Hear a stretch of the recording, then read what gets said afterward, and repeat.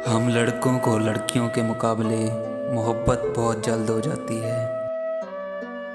हम लड़के मोहब्बत को शादी की सूरत में देखना चाहते हैं,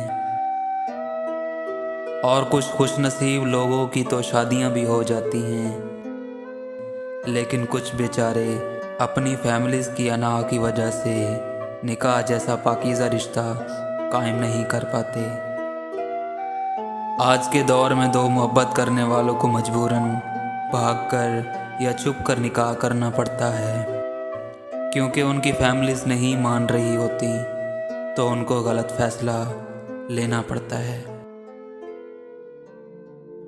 याद रहे कि अगर हम लोग निकाह को आसान नहीं बनाते तो हमें बहुत से संगीन मसाइल का सामना करना पड़ेगा। रोज़ कोई न कोई जुर्म देखने को मिलेगा, रोज़ किसी न किसी से ज़्यादती होते हुए देखोगे, रोज़ किसी न किसी को खुदकशी करते हुए देखोगे, और इन सब के ज़िम्मेदार हम लोग होंगे। अफसोस है इस दुनिया पे कि अगर कोई लड़का किसी को पसंद करता है तो उसे पाने के लिए उसके पास पैसा, घर, गाड़ी और नौकरी होना लाजिम है, और अगर ये सब नहीं तो रिश्ता नहीं हो सकता।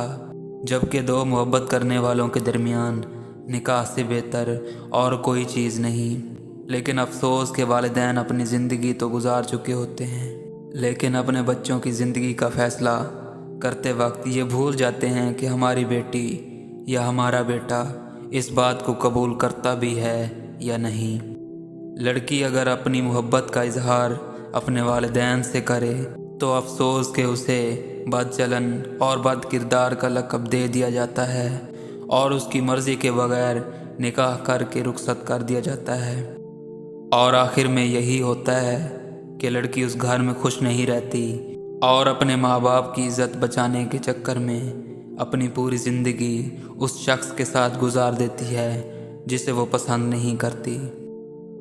खुदारा अपने सर पे ये गुनाह मत लो और अपने बच्चों के मुस्तकबिल से मत खेलो। अल्लाह हम सबको हदायत अता फ़रमाए और निकाह को आसान बनाने की तौफ़ीक अता फ़रमाए, ताकि हमारे बच्चे गलत कदम ना उठाएं। आमीन सुम्मा आमीन।